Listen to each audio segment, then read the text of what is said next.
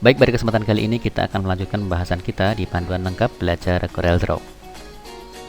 Pada episode yang ke-56 ini kita akan membahas menu baru, yaitu menu window, dimana pada pembahasan sebelumnya kita sudah menyelesaikan yaitu menu tools sampai di makros ya. Bahkan kita sudah membuat kalender, teman-teman silahkan dieksplor, nanti insya Allah mudah-mudahan teman-teman nanti akan lebih paham begitu ya. Nah, di dalam window di sini terkait pengaturan di ini ya, jendela kerja ya, jendela kerja. Yang pertama di sini ada new window. New window di sini berfungsi untuk membuat jendela baru. Nah, jendela baru itu sebenarnya yang ini ya, yang tampil ini jendela. Ya, kita tinggal klik saja maka dia akan terbuat sebuah jendela baru. Ya, jendela baru sebenarnya yang sini ya. Jadi bentuknya seperti ini sebenarnya, hanya saja termerger di sini jadi satu seperti ini. Sehingga ketika kita buat ya dia akan membuat baru seperti itu ya. Jadi di sini kita bisa membuatnya. Di sini kita membuatnya sendiri. Nah, jadi sini ada anti-delete 3 ya. Adapun anti-delete 1 titik 2 kemudian 2 ini sebenarnya sama dengan ini, hanya saja terletak di dua jendela seperti itu ya. Jadi misalkan kalau ini kita buat ya seperti ini, maka di sini juga akan ada teman-teman. Nah, pada hakikatnya anti-delete 1 ini ya, anti-delete 1 ini sama, hanya saja terletak di jendela 1, maksudnya seperti itu ya.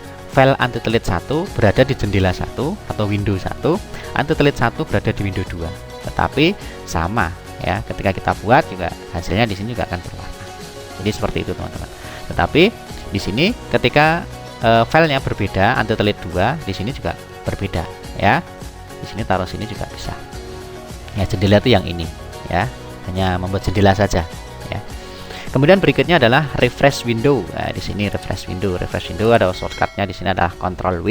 Di sini berfungsi untuk menyegarkan atau membuat kembali sebuah jendela. Jadi misalkan kalau terjadi hang gitu ya, atau tidak sesuai tampilan di layar kerja ya, biasanya kalau kartu grafisnya itu kurang atau belum memadai, biasanya garisnya putus-putus atau suka sebenarnya gini.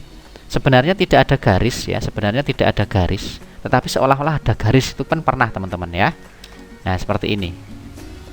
Jadi sebenarnya garis itu tidak ada atau objek itu tidak ada, tetapi biasanya karena terjadi kinerja yang kurang bagus di dalam aplikasinya, maka seolah-olah ada objek atau garis. Ya, kita bisa melihatnya atau menyegarkan jendela tersebut supaya nanti jendela itu tersegarkan kembali dan akan tampil sesuai dengan keadaan dokumen tersebut. Itu untuk merefresh lah ya, merefresh. Kalau di browser itu mereload kembali ya, jadi menyegarkan kembali.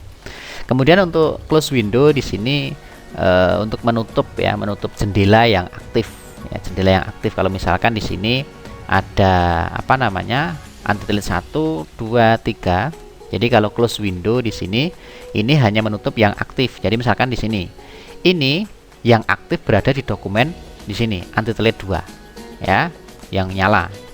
Ketika saya pilih di sini close window, klik, maka yang tertutup hanya yang 2 saja. Sedangkan yang anti-delete 1 dan 3 masih. Kemudian berikutnya close all ya, di sini ada close all berarti menutup semua dokumen. Anti-delete 1 dan anti-delete 3 di sini akan tertutup. Close all. Di sini ada peringatan ya, save change to anti-delete 1. Jadi simpan perubahan begitu. Tidak saja, no. Kemudian save change anti-delete 3, no. Ya, sehingga semuanya tertutup. Itu fungsi daripada close all.